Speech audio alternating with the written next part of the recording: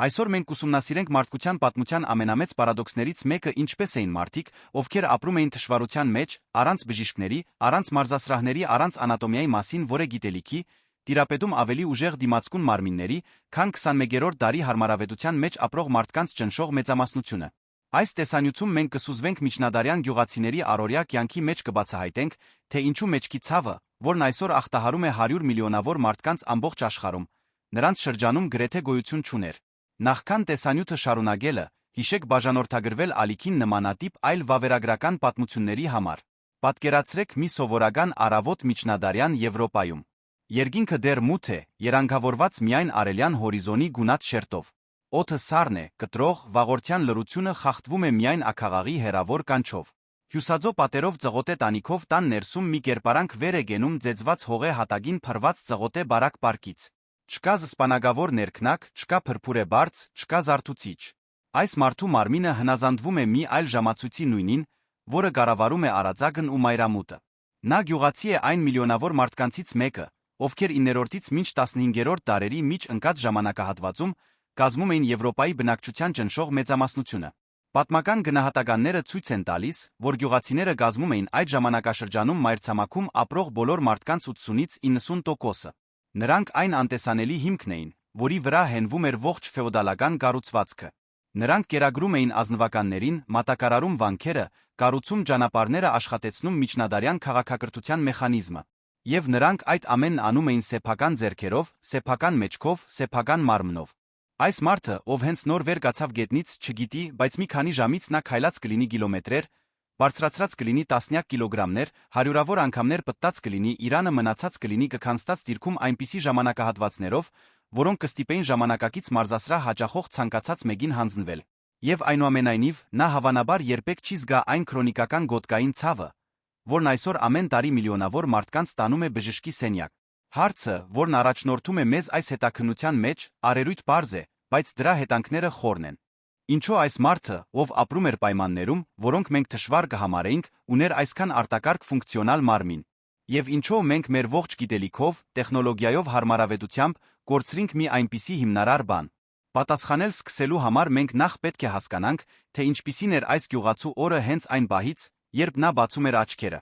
Ուղղորությունը սկսվում էր դեռս արշալույսից առաջ։ Չկար հասարակական տրանսպորտ, չկային բոլորի համար հասանելի սայլեր, սովորական մարդու համար ձիեր չկային։ Ձին բարձրարժեք գույք էր պահված պատերազմի, ազնվականների տեղափոխման կամ, լավագույն դեպքում, տիրական դաշտերում ծանր արորը քաշելու համար։ Սովորական գյուղացու համար տեղաշարժվելու միակ միջոցը բոլորից հնագույն ու տարրական էր սեփական ոտքերը։ Եվ այսպես, նախքան որևէ աշխատանք սկսելը, նա արդեն պետք է քայլեր։ Նրա տան մշակվող հողատարածքների միջ հեռավորությունը կարող էր տատանվել, բայց սովորական էր անցնել մի քանի կիլոմետր միայն աշխատավայր հասնելու համար։ Տեղանքը հարթեցված չէր, հարթ չէր, կանխատեսելի չէր։ Դրանք ծեծված հողե արահետներ էին, որոնք ոլորվում էին բլուրներով, անցնում արվակներով, շրջանցում անտառները։ Յուրաքանչյուր քայլ մարմնից պահանջում էր մի շարք ավտոմատ ճշգրտումներ, որոնք շատ ավելին էին, քան պարզապես մի ոտքը մյուսի առջ դնելը։ Անհարթ տեղանքով քայլելիս մարդու մարմին ակտիվացնում է կայունացնող մկանների բարդ ցանց։ Գոճերը ձալվում, հարմարվում են գետնի յուրաքանչյուր անհարթությանը։ Ծնկները գլանում են փոքր վայրեջքների վերելքների ազդեցությունը։ Կոնքերը շարժվում են բազմաթիվ հարթություններում հավասարակշռությունը պահպանելու համար։ Իսկ Իրանի խորանիստ մկանները, այն, ինչ ժամանակակից մասնագետներն անվանում են միջուկ գոր, անդադար աշխատում են ողնաշարը կայուն պահելու համար։ Հետաբար, այս ամենօրյա քայլքը գործում էր որպես մի տեսակ ամբողջական տաքացում, նախապատրաստելով բոլոր մկանային խմբերը հաջորդող ծանր աշխատանքին։ Դա մի տաքացում էր, որը ոչ մի անհատական մարզիչ կարիք չուներ նշանակելու, քանի որ հենց աշխարհագրությունն էր այն պարտադրում։ Եվ կարս մի մանրուք, որն այս քայլքն էլ ավելի նշանակալից էր դարձնում բիոմեխանիկական տեսանկյունից։ Ժամանակի մեծ մասը գյուղացին քայլում էր բոբիկ կամ չափազանց պարզունակ կոշիկներով։ Ստորին դասերի միջնադարյան գոշիկները, երբ դրանք կային, փափուկ կաշվից պատրաստված կոպիտ իրեր էին առանց գրունկի, առանց ամորտիզացիայի, առանց կամարի հենարանի։ Դրանք ավելին չէին, քան պաշտպանություն սուր քարերից, փշերից։ Բարդ կոշիկների այս բացակայությունը, որն առաջին հայացքից թվում է թերություն, ուներ ուշագրավ ֆիզիոլոգիական հետանք։ Երբ մարդու ոտքն անմիջական շփման մեջ է մտնում գետնի հետ կամ մի կոշիկի հետ, որն առաջարկում է նվազագույն միջամտություն, այն գործում է հենց այնպես, ինչպես նախագծվել է միլիոնավոր տարիների էվոլյուցիայի ընթացքում։ Մատները տարածվում են յուրաքանչյուր քայլի հետ կառչելով գետնից կայունություն ապահովելու համար։ Ոտքի ներքին մկանները ավելի քան 20 փոքր մկաններ, որոնք սովորաբար ատրոֆիայի են ենթարկվում ժամանակակից կոշիկների մեջ, անընդհատ ակտիվանում են։ Ներբանային ֆասցիան ռիթմիկ կերպով ձգվում է։ Եվ ամենակարևորը ոտնաթաթի ներբանի նյարդային վերջույթները ուղեղին են ուղարկում տեղանքի հյուսվածքի, թեքության ամրության մասին տեղեկատվության անդադար հոսք։ Այս զգայական հետադարձ կապը թույլ է տալիս կենտրոնական նյարդային համակարգին իրական ժամանակում կատարել կեցվածքային միկրոջշկրտումներ պահելով ամբողջ մարմինը դինամիկ կերպով հավասարեցված։ Համեմատեք սա այն ամենի հետ, ինչ տեղի է ունենում ժամանակակից կոշիկի ներսում։ Սովորական կոշիկների մեծ մասն ունի գրունկի որոշակի բարձրացում, որը մարմնի քաշը մղում է առաջ փոխելով կոնքի անկյունը ծանրաբեռնելով գոտկային շրջանը։ Ոտքը, սեղմված կոշտ կառուցվածքի մեջ, չի կարող տարածվել, չի կարող կառչել, չի կարող զգալ։ Ներքին մկանները ատրոֆիայի են ենթարկվում օգտագործման բացակայության պատճառով։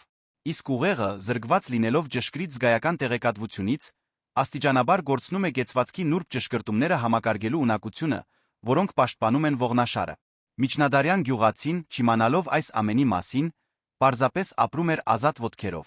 եւ նրա ոտքերը հատուցում էին պահելով ամբողջ մարմինը հավասարակշռված հենց հիմքից։ Բայց քայլքը միայն սկիզբն էր։ Երբ գյուղացին հասնում էր դաշտ, սկսվում էր իսկական աշխատանքը։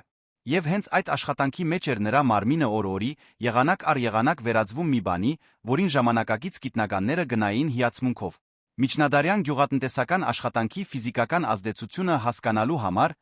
նախ պետք է հասկանալ դրա գործիքները։ Քանի որ միջնադարյան գործիքները այսօրվա չափանիշներով արտակարգ անարդյունավետ էին։ Եվ այդ անարդյունավետությունը, պարադոքսալ կերպով, բացառիկ ուժեղ մարմիններ կառուցելու բանալին էր։ Որպես օրինակ վերցնենք արորը միջնադարյան գյուղատնտեսության թերս ամենախորհրդանշական գործիքը։ Եվրոպայում օգտագործվող առաջին արորները, որոնք հայտնի էին որպես փայտե արորներ կամ բարձ արորներ, ավելին չէին, քան մի սրածայր կտոր, որը քերծում էր հողի մակերեսը։ Դրանք չէին շրջում հողը, այլ միայն ագոսում էին այն։ Որպեսզի այս պարզունակ արորը թափանցեր հողի մեջ նվազագույն բավարար խորությամբ, օպերատորը պետք է կիրառեր զգալի վայրեջք ուժ օգտագործելով սեփական մարմնի քաշը։ Դա նշանակում էր իրանը պահել առաջ թեքված, բազուկները ձգված, որովայնը կծկված ոտքերը ամուր հենված գետնին հրելով կոնքի ողջ ուժով։ Երբ արորը հանդիպում էր արմատի կամ քարի, հարվածը փոխանցվում էր անմիջապես օպերատորի բազուկներին Իրանին պահանջելով պայթյունավտանգ մկանային արձագանք վերահսկողությունը պահպանելու համար։ Դաշտով յուրաքանչյուր անցումը ամբողջ մարմնի վարժություն էր։ Եվ ամբողջ դաշտը պետք է վարվեր տող առ տող, մետր առ մետր։ Դարերի ընթացքում, հատկապես 10-րդ դարից սկսած, ավելի տարածված դարձավ թավոր ձանրգութանը, որը թույլ էր տալիս հողը շրջել ավելի արդյունավետ կերպով։ Բայց նույնիսկ այս տեխնոլոգիական առաջընթացը զգալիորեն չնվազեցրեց ֆիզիկական պահանջը։ Ձանրգութանը քաշելու համար պահանջվում էր 6-ից 8 եզների թիմ, իսկ այն ուղղորդող գյուղացին պետք է կառավարեր այն ուժով ճշգրտությամբ անընդհատ կարգավորելով խորությունն ու ուղղությունը։ Դա մի աշխատանք էր, որը պահանջում էր ոչ միայն կոպիտ ուժ, այլ նուրբ շարժողական համակարգում, մկանային դիմացկունություն տեղանքի սուր ընկալում։ Եվ արորը գործիքներից միայն մեկն էր։ Գերանդին, որն օգտագործվում էր հացահատիկային մշակաբույսերի ցորենի, գարու աշորայի հնձման համար, պահանջում էր բոլորովին այլ տեսակի ջանք։ Երկարագոտ գերանդին, որն օգտագործվում էր ավելի ընդարձակ դաշտերում,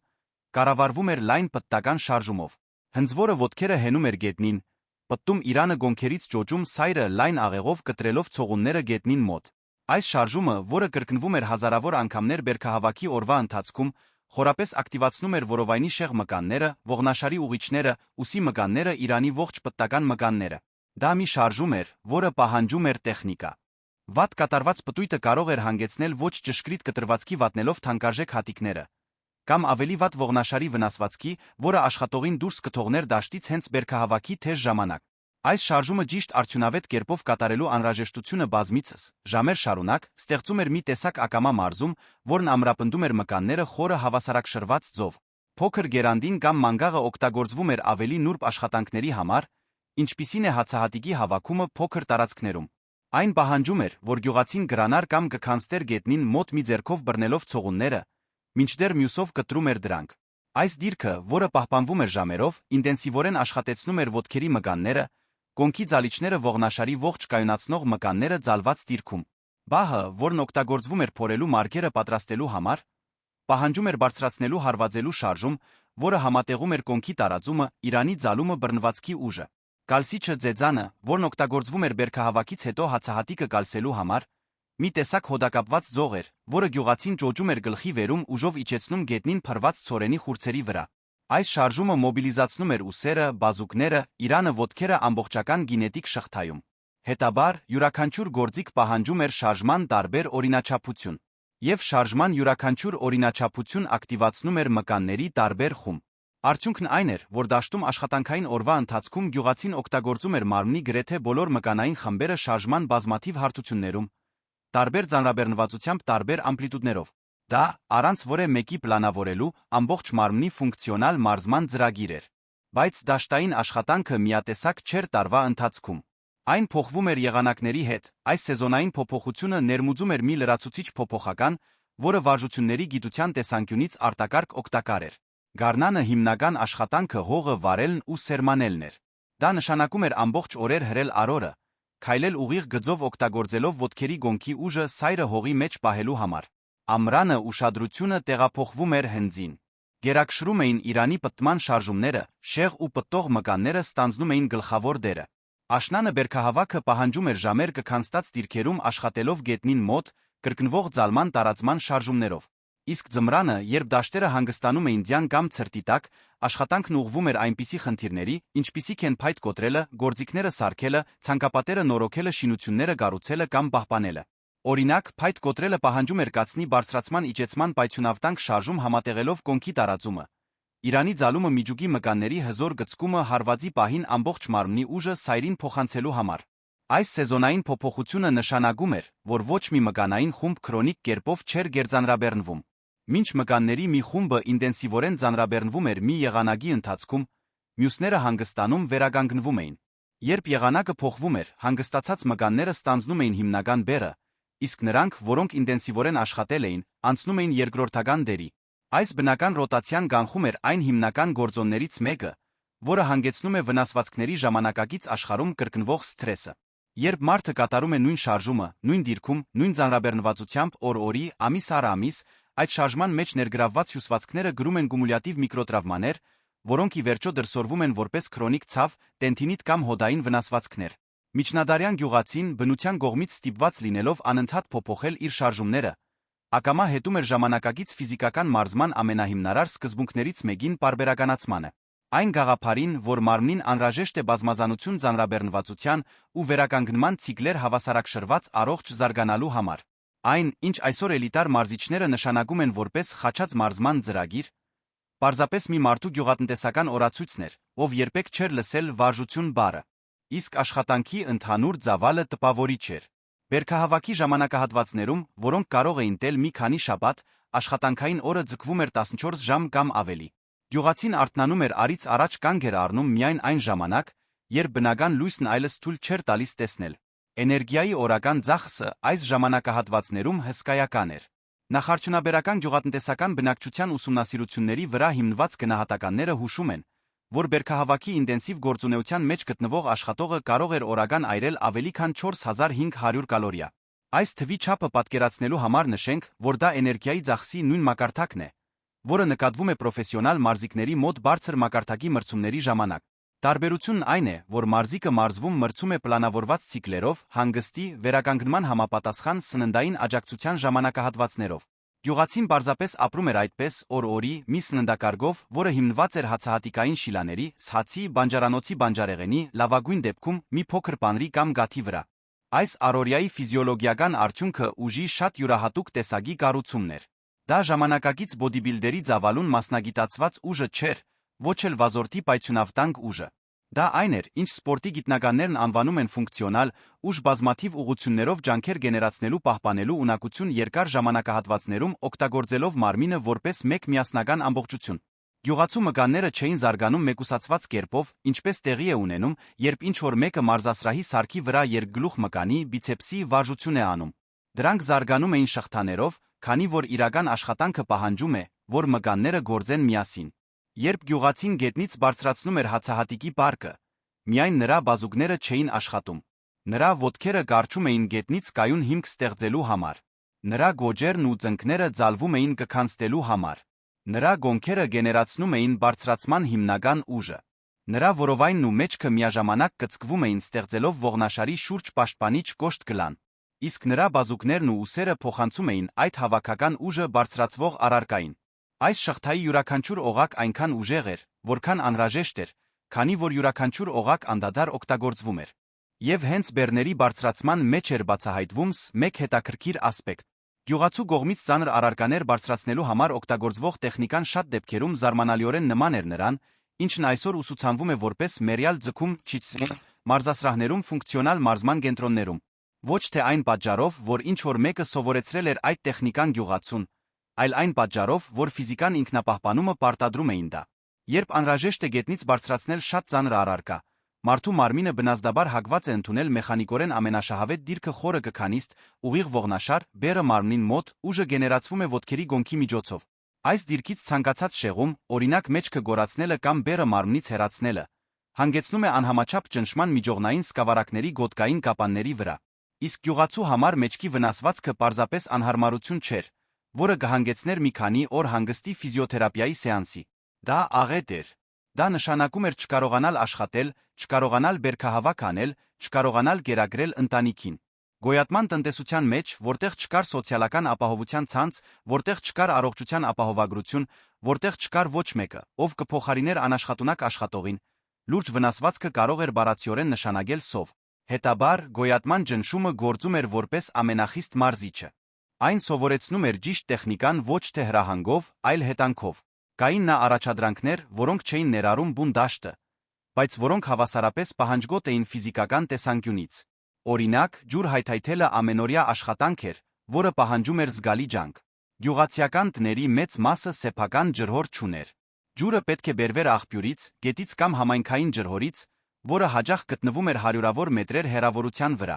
Գյուղացին կամ, հաճախ, ընտանիքի կանայք երեխաները քայլում էին մինչ ջրի աղբյուրը, լցնում դույլերը կամ կերամիկական սափորները դրանք տեղափոխում տուն։ Շատ տարածաշրջաններում օգտագործվում էր ուսերի վրա դրվող փայտե լուծ յուրաքանչյուր ծայրից կախված դույլով։ Այս լուծը բեռը բաշխում էր համեմատաբար սիմետրիկ կերպով, բայց պահանջում էր, որ գրողը պահպաներ ուղիղ հավասարակշռված կեցվածք ողջ հետադարձ քայլքի ընթացքում։ Մի կողմ կամ մյուս կողմ թեքվելը կհանգեցներ ջրի թափվելուն, որը չափազանց թանկարժեք պաշար էր վատնելու համար։ Այս ջրի տեղափոխումը գործնականում միջուկի կայունացման, ուսերի ամրապնդման կեցվածքի համակարգման վարժություն էր, որը կրկնվում էր ամեն օր, երբեմն օրական մեկից ավելի անգամ։ Սննդի պատրաստումը մշտական ֆիզիկական ջանքերից մեկ աղբյուր էր։ Հավաքված հացահատիկը պետք է վերածվեր ալյուրի, նախքան այն կարող էր օգտագործվել հաց պատրաստելու համար, որը գյուղացիական սննդի հիմքն էր։ Դրա համար օգտագործվում էր ձեռքի երկանակ մի զույգ ծանր քարեր,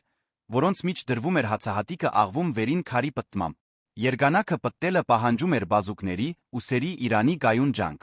Դա կրկնվող դաժանագիր աշխատանք էր, բայց որն ամրապնդում էր վերին վերջույթների ուսագոտու մկանները շարունակական ձով։ Նախքան տիրական ջրաղացների ավելի տարածված դառնալը, նախքան գյուղացիները ֆեոդալի կողմից կստիպվեին օգտագործել բացառապես տիրոջ ջրաղացը վճարի դիմաց, տնային աղումը ամենօրյա առաջադրանք էր, որը ժամեր էր խլում։ Փայտահավաքը մեկ անփոխարինելի գործունեություն էր։ Առանց փայտի գրակ չկար։ Առանց գրագի չկար սննդի եփում, չկար տաքացում ցուրտ ամիսներին, չկար լույս մայրամուտից հետո։ Գյուղացին կամ նրա ընտանիքի անդամները պետք է քայլեին մինչ անտառային տարածքներ, հավաքեին ջուղեր, մանր փայտեր, երբ ֆեոդալը թույլ էր տալիս, կտրեին բներ։ Փայտը այնուհետ տեղափոխվում էր տուն հաճախ գրկած, մեջքին կամ ուսերի վրա հավասարակշռված կապուկներով։ Տեղափոխելուց հետո ավելի հաստ փայտը պետք է գոտրվեր գացնով։ Փայտ գոտրելու այս գործողությունը, որն իր արտաքինով այնքան պարզ է, իրականում հսկայական բիոմեխանիկական բարդության պայթյունավտանգ վարժություն էր։ Շարժումը սկսվում էր կացնի բարձրացումով գլխից վեր պահանջելով բազուկների ուսերի ամբողջական տարածում։ Այնուհետ Իրանը ձալվում էր առաջ արագությամբ հզորությամբ, փոխանցելով ուսերում միջուկում կուտակված էներգիան գացնի սայրին։ Կոնքերը տարածվում էին, ոտքերը ամրանում էին որովայնի մկանները կատաղի կերպով կծկվում էին հարվածի պահին ողնաշարը կայունացնելու համար։ Դա մի շարժում էր, որը վայրկյանի մի մասում ներգրավում էր մարմնի գրեթե բոլոր մկանները կրկնվելով տասնյակ կամ հարյուրավոր անգամներ, մինչ անհրաժեշտ վարելափայտը պատրաստ լիներ։ Եվ այս բոլոր գործողություններից բացի, որոնք պահանջում էին ջանք շարժում, կար մի բան, որը հավասարապես բացահայտող էր միջնադարյան գյուղացու կյանքում այն ձը, որով նա հանգստանում էր։ Քանի որ եթե աշխատանքը կառուցում էր ուժը, հանգիստը պահպանում էր շարժունակությունը։ Իսկ շարժունակությունը այն բանալին էր, որը պահում էր ողջ համակարգը աշխատունակ։ Միջնադարյան գյուղացու տանը կահույքը չափազանց սակավ էր։ Մի պարզ սեղան, թերս 1 կամ 2 ցածր նստարան, իրերը պահելու համար մի սնդուկ ծղոտե պարկը, որը ծառայում էր որպես անգողին։ Չկային բազմոցներ, չկային բազգաթոռներ, չկային էրգոնոմիկ թիկնագով փափուկ աթոռներ։ Նստարանները, երբ դրանք կային, փայտե գոպիտ իրեր էին զգալիորեն ավելի փոքր բարձրությամբ, քան ժամանակակից աթոռը։ Հնագիտական գրառումները ուսումնասիրությունները հուշում են, որ ստորին դասերի միջնադարյան նստատեղերը ունեին 25-ից 30 սանտիմետր բարձրություն ի տարբերություն ստանդարտ ժամանակակից աթոռի 45 սանտիմետրի։ Այս տարբերությունը կարող է փոքր թվալ, բայց դրա բիոմեխանիկական հետանքները նշանակալից էին։ Նման ցածր նստատեղին նստելու դրանից բազմիցս վեր գնալու համար անհրաժեշտ էր ծնկների գոնքերի զգալի ձալում, ինչպես նա ոտքերի բավարար ուշ շարժումը պահելու վերահսկելու համար։ Հետաբար, նստելու վեր գնալու յուրաքանչյուր գործողություն կքանիստի մի տարբերակ էր, որը հոդերը պահում էր շարժուն, իսկ ոտքերի մգանները ակտիվ։ Բայց հանգստի մեծ մասը նստարանների վրա չէր լինում։ Այն լինում էր գետնին։ Գյուղացու նրա ընտանիքի իրականում նախարդյունաբերական մարդկության մեծ մասի համար հանգստի ամենաբնական ամենահաճախակի կեցվածքը խորը կքանիստն էր, որը նա հայտնի է որպես կքանստած դիրք։ Այս կեցվածքը, որն այսօր ուսուցանվում է շարժունակության յոգայի դասերին որպես ուղիչ վարժություն, նրանց համար հանգստի ստանդարտ դիրքն էր։ Երկար աշխատանքային օրվանից հետո բազգաթոռի մեջ ընկնելու փոխարեն գյուղացին պարզապես իջեցնում էր մարմինը, մինչ կոնքերը հայտնվեին ծնկներից ցածր, իսկ կրունկները մնային ամուր գետնին։ Այս դիրքում մարմնի քաշը հիմնականում պահվում էր ոտքերի ոսկրային կառուցվածքի միջոցով, ինչը թույլ էր տալիս մեջքի իրանի մկաններին գրեթե ամբողջությամբ թուլանալ։ Կոնքերը բացվում էին ձալման այնպիսի ամպլիտուդով, որը հոդի շուրջ գտնվող փափուկ հյուսվածքները պահում էր ձգված առողջ։ Գոջերը խորը ձալվում էին պահպանելով դորսիֆլեքսիան հետին ձալումը, որն անհրաժեշտ է անվտանգ քայլելու, վազելու կքանստելու համար։ Իսկ գոտկային ողնաշարը փոխանակ սեղմվելու, ինչպես տեղի է ունենում, երբ նստում ենք աթոռին, ստանում էր նուրբ ձգում, որը թուլացնում էր ճնշումը միջողնային սկավառակների վրա։ Կարևոր է նշել, որ սա միջնադարյան եվրոպացի գյուղացու առանձնահատկությունը չէ։ Կքանստած դիրքը որպես հանգստի աշխատանքի կեցվածք համընդհանուր էր դեռս այդպիսին է նախարդյունաբերական հասարակություններում, ոչ արմտյան աշխարհի մեծ մասում։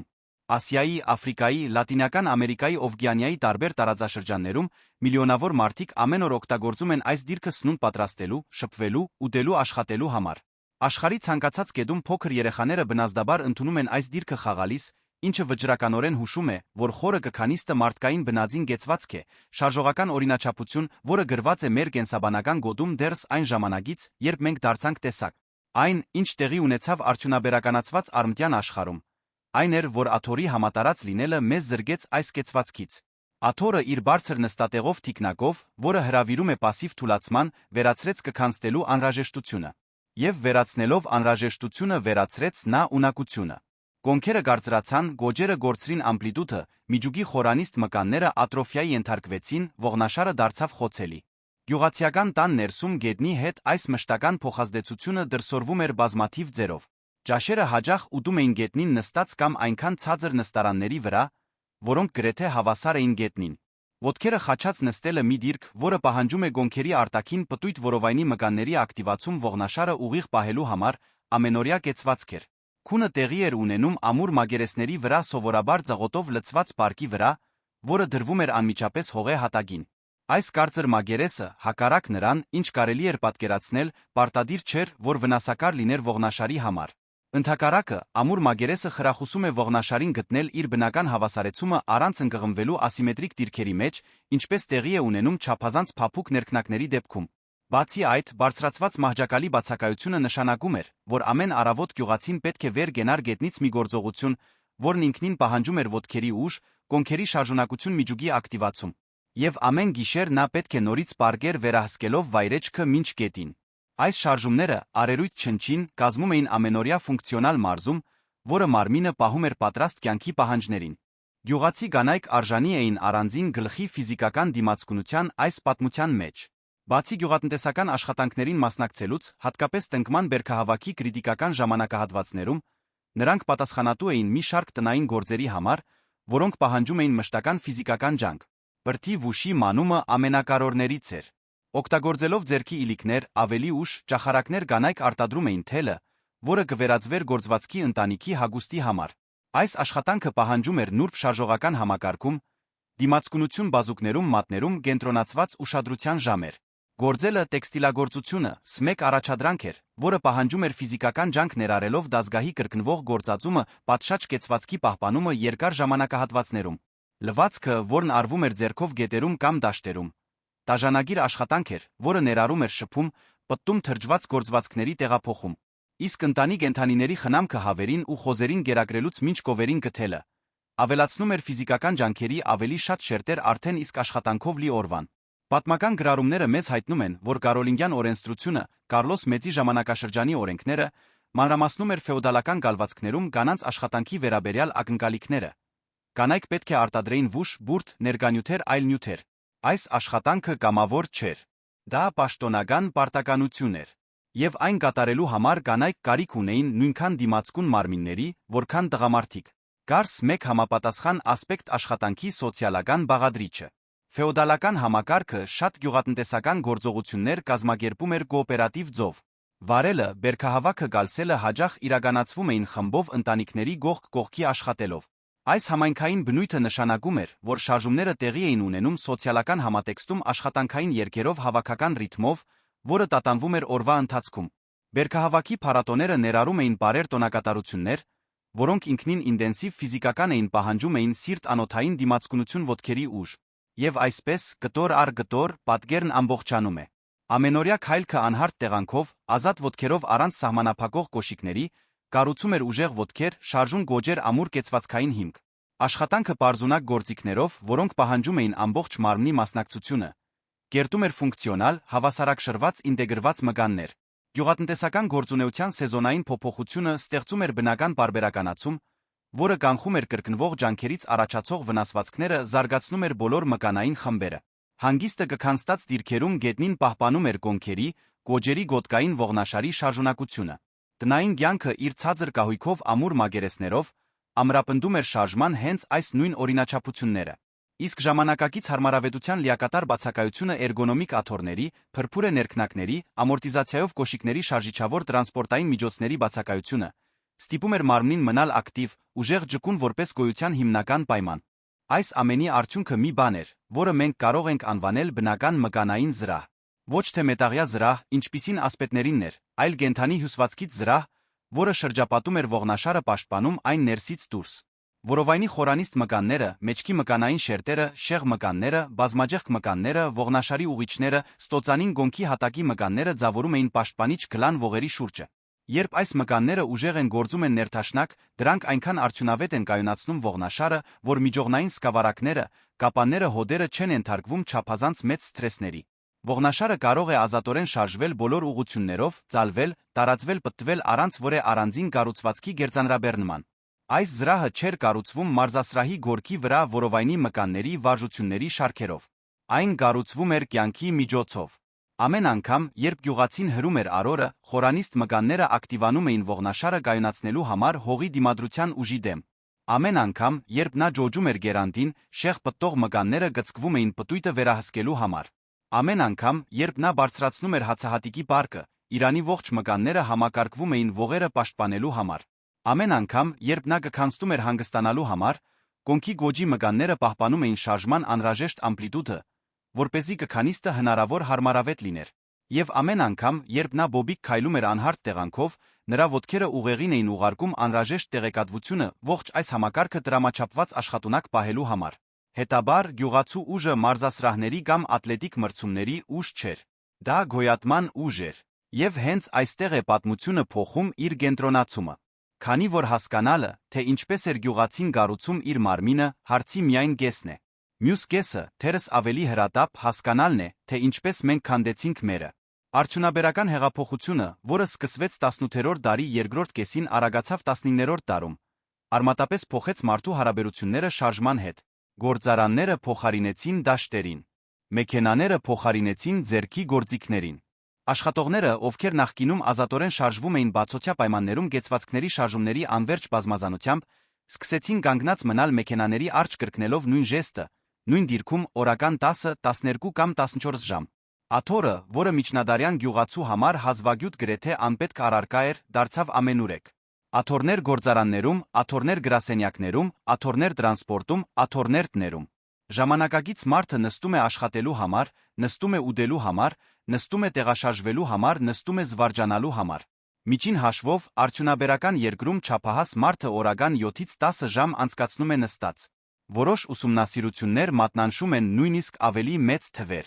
Եվ հենց այստեղ է կենսաբանությունը պահանջում իր գինը։ Մարդու մարմինը նախագծված չէ երկարատ անշարժության համար։ Այն նախագծվել է միլիոնավոր տարիների էվոլյուցիայի ընթացքում շարժվելու համար։ Երբ մենք ժամերով նստած ենք մնում աթոռին, սկսվում է բացասական բիոմեխանիկական իրադարձությունների մի կասկադ։ Կոնքի ձալիչ մկանները, որոնք նստած դիրքում մնում են կարճացած վիճակում, աստիճանաբար գործնում են առանցքականությունը դառնում քրոնիկական լարված։ Այս կարճացումը գոնքը քաշում է առաջ ստեղծելով առաջնային թեքություն, որը մեծացնում է գոտկային ողնաշարի գորությունը սեղմում միջողնային սկավառակները։ Հետույքային մկանները, որոնք կոնքի առաջնային շարժիչներն են կոնքի հիմնական կայունացնողները, նստած դիրքում մնում են ոչ ակտիվ ժամանակի ընթացքում թուլանում են ու գործնում պատշաճ կերպով ակտիվանալու ունակությունը։ Այս ելույթը, որը ֆիզիոթերապևտները երբեմն անվանում են հետույքային ամնեզիա, նշանակում է, որ երբ մարդը վերջապես վեր է գենում փորձում է քայլել, կքանստել կամ ինչ-որ բան բարձրացնել, հետույքային մկանները չեն կատարում իրենց աշխատանքը, գոտկային ողնաշարը ստիպված է լինում փոխհատուցել կլանելով բեռներ, որոնց համար նախագծված չէր։ Որովայնի խորանիստ մկանները, որոնք գյուղացու ակտիվ կյանքում անընդհատ ներգրավված էին, ապա ակտիվանում են, երբ մենք հենված ենք աթոռի թիկնագին։ Ողնաշարը գործնում է իր մկանային զրահը մնում բացահայտված։ Իսկ ոտքերը, սեղմված կոշիկների մեջ հենված հարթ ու միատեսակ մագերեսների վրա, գործնում են իրենց զգայական կայունացնող գործառույթը։ Սա այն մեխանիզմն է, որն արտադրում է այն, ինչ 100 միլիոնավոր մարդիկ զգում են որպես մեջքի ցավ։ Դա հիվանդություն չէ։ Շատ դեպքերում դա նույնականացվող կառուցվածքային վնասվածք չէ։ Դա գործառույթի գորստի հետանք է։ Դա արդյունքն է մի մարմնի, որը նախագծվել է շարժվելու բոլոր ուղղություններով, բոլոր ամպլիտուդներով, բոլոր տեղանքների վրա, որը սահմանափակվել է ֆիքսված դիրքում աթոռի վրա, կոշիկի մեջ, գրասենյակում, մեքենայում։ Ժամանակակից մեջքի ցավը, ի վերջո, մեջքի խնդիր չէ։ Դա ոտքերի խնդիր է, որոնք կորցրել են իրենց զգայունությունը։ Դա գոջերի խնդիր է, որոնք կորցրել են իրենց ճկունությունը։ Դա գոնքերի խնդիր է, որոնք կորցրել են իրենց շարժունակությունը։ Դա հետույքային մկանների խնդիր է, որոնք կորցրել են իրենց ուժը։ Դա որովայնի խնդիր է, որը կորցրել է իր կայունացնող գործառույթը։ Երբ շղթայի այս բոլոր օղակները ձախողվում են, գոտկային ողնաշարը մնում է մենակ, առանց պաշտպանության հուսահատորեն փորձելով փոխհատուցել մարմնի մնացած մասի թերությունները։ Եվ այն ի վերջո բողոքում է։ Բողոքում է ցավի տեսքով։ Այն բնակչության հետ անցկացված ուսումնասիրությունները, որոնք դեռս ապրում են միջնադարյան գյուղացիների պայմաններին նման պայմաններում Աֆրիկայի, Ասիայի հարավային Ամերիկայի ավանդական գյուղատնտեսական համայնքներում, հաստատում են այս վերլուծությունը։ Այս բնակչության մոտ քրոնիկական գոտկային ցավի տարածվածությունը զգալիորեն ցածր է, քան արդյունաբերական երկրներում։ Կոնքի օստեվարթրիտը մի վիճակ, որն անմիջականորեն կապված է հոդային շարժունակության գորստի հետ, կտրուկ ավելի քիչ տարածված է։ Իսկ այս համայնքների տարեցների ֆունկցիոնալ կարողությունը նրանց կքանստելու, վեր գենալու, քայլելու բեռ կրելու ունակությունը մնում է ուշագրավ կերպով պահպանված մինչ խոր ձերություն։ Հետաբար, միջնադարյան գյուղացին մեզ հայելի է առաջարկում։ Ոչ թե մի հայելի, որը ցույց է տալիս մեզ, թե ինչպես պետք է ապրենք, քանի որ նրա կյանքը նշանավորված է աղքատությամբ, շահագործմամբ, սովով կյանքի կարճ տողությամբ, այլ մի հայելի, որը ցույց է տալիս մեզ, թե ինչ է տեղի ունենում, երբ մարդու մարմինն օգտագործվում է այն ձով, որի համար նախագծվել է։ Այս մարդը գիտելիք չուներ բիոմեխանիկայից, չգիտեր, թե ինչ է միջողնային սկավառակը, չգիտեր բազմաջեղք մկանների գործառույթը։ Բայց նրա մարմինը գործում էր մի արդյունավետությամբ, որը մեզնից շատերը կորցրել են։ Ոչ թե այն պատճառով, որ նա գենետիկորեն գերազանց էր, այլ այն պատճառով, որ աշխարհը, որտեղ նա ապրում էր, նրան թույլ լինելու հնարավորություն չէր տալիս։ Անհրաժեշտությունը նրա մարզիչն էր։ Գոյատումը նրա մոտիվացիան էր։ Իսկ աղքատությունը, հեգնաբար, նրա դիմացկունության ջարդարապետն էր։ Երբ նայում ենք արդիականությանը, հասկանում ենք, որ կանգնած ենք ուշագրավ պարադոքսի առջ։ Մենք հասանելիություն ունենք մարդու մարմնի մասին այնպիսի գիտելիքի քանակի, որն աներակայելի կլիներ միջնադարի ցանկացած մարդու համար։ Մենք ունենք բարդ մեքենաներով հագեցած մարզասրահներ, ունենք հավելվածներ, որոնք վերահսկում են յուրաքանչյուր քայլը, յուրաքանչյուր սրտի զարկը, ունենք լաբորատորիաներում ձագերբված սննդային հավելումներ, ունենք ֆիզիոթերապևտներ, մարզիչներ տարիների մասնագիտացված կրթությամբ։ Եվ այնուամենայնիվ, մեջքի ցավը արդյունաբերական աշխարհում առողջական հիմնական գանգատներից մեկն է։ Մենք պատմության ամենատեղեկացված քաղաքակրթությունն ենք մարմնի մասին հոգ տանելու հարցում։ Մինույն ժամանակ ամենաշատն ախտահարվածն ենք այն դիսֆունկցիաներով, որոնք բխում են այն պարզ փաստից, որ մենք այն չենք օգտագործում։ Բայց կա մի բան, որ կարող ենք սովորել այս միջնադարյան հայելուց։ Մենք կարիք չունենք հրաժարվելու ժամանակակից հարմարավետությունից կամ վերադառնալու դաշտերը վարելուն պարզունակ գործիքներով, բայց մենք կարող ենք մեր կյանք վերադարձնել շարժման այն օրինաչափությունները, որոնք արտիականությունը վերացրել է։ Մենք կարող ենք ավելի շատ քայլել տարբեր տեղանքների վրա, կոշիկներով, որոնք թույլ կտան մեր ոտքերին գործել։ Մենք կարող ենք պրակտիկել խորը կքանիստը, նույնիսկ օրական մի քանի րոպեով, պահպանելու համար գոնքերի գոճերի շարժունակությունը։ Մենք կարող ենք ժամանակ անցկացնել գետնին նստելով, վեր գնալով, դիրքը փոխելով հիշեցնելով մարմնին, որ նա ընդունակ է շատ ավելին, քան պարզապես աթոռին մնալը։ Մենք կարող ենք փոփոխել մեր ֆիզիկական գործունեությունը շաբաթների եղանակների ընթացքում, փոխանակ նույն մարզումը միապաղաղ կերպով կրկնելու։ Եվ մենք կարող ենք ամենից առաջ հիշել, որ շարժումը կյանքի աքսեսուար չէ մի բան, որը մենք տեղավորում ենք օրվա մի ժամում պարտավորությունների արանքում, այլ մեր կենսաբանության ամենահիմնարար տարրը, մարդու մարմնի իր նախագծված ձով գործելու հիմնական պայմանը։ Միջնադարյան գյուղացու պատմությունը մեզ ցույց է տալիս, որ ուժը կարիք չունի փնտրվելու։ Այն առաջանում է բնականաբար, երբ մարմինը մարտահրավեր է ստանում բազմազան, հաստատուն ինտեգրված ձով։ Շարժունակությունը կարիք չունի վերասովորվելու մասնագիտացված դասերի ժամանակ։ Այն պահպանվում է, երբ միջավայրը մեզ թույլ չի տալիս կորցնել այն։ Իսկ ցավը ձերացման կամ գենետիկայի ճակատագիր չէ։ Այն շատ դեպքերում այն գինն է, որը վճարում ենք մի հարմարավետության համար, որը մեզ անշարժացրել է։ Գյուղացին երբեք չի խնդրել ուժեղ մարմին ունենալ։ Նա պարզապես ընտրություն չուներ։ Մենք ունենք ընտրությունը։ Եվ թերս դա, մինույն ժամանակ, մեր ամենամեծ առավելությունն է մեր ամենամեծ մարտահրավերը։ Նրանց ուժը թշվառության գողմնագի արդյունք էր։ Մեր ցավը հարմարավետության գինն է։ Տարբերությունն այն է, որ մենք, ի տարբերություն նրանց, կարող ենք ընտրել, թե ինչպես ենք ուզում ապրել։ Եվ այս ընտրությունը, այս գիտակցումը, որ մարդու մարմինը պետք է օգտագործվի գործելու համար, թերս ամենաարժեքավոր դասն է, որը դարերով հետ գնացող ճանապարհորդությունը կարող է մեզ առաջարկել։ Իսկ խոսելով ժամանակի միջով ճանապարհորդությունների մասին, եթե այս պատմությունը արթնացրեց ձեր հետաքրքրասիրությունը, ստիպեց ձեզ մտորել սեփական մարմնի մասին այլ կերպ, մտածեք այս ալիքին բաժանորդագրվելու մասին։ Յուրաքանչյուր բաժանորդագրություն, յուրաքանչյուր հավանում օգնում են մեզ շարունակել ներկայացնել նմանատիպ վավերագրական հետազոտություններ, սուզվելով պատմության մեջ գտնելու պատասխաններ, որոնք դեռս արտիական են ներկայի համար։ Թողեք մեկնաբանություններում, թե ինչ մտածեցիք այս վավերագրական ֆիլմը դիտելիս, կիսվեք ձեր փորձով կամ առաջարկեք թեմաներ, որոնք կցանկանայիք տեսնել ապագա դրվագներում։ Պատմությունը մեզ շատ բան ունի սովորեցնելու։ Միասին մենք կարող ենք շարունակել այս ճանապարհորդությունը։ Շնորհակալություն մեզ մինչ այստեղ ուղեկցելու համար։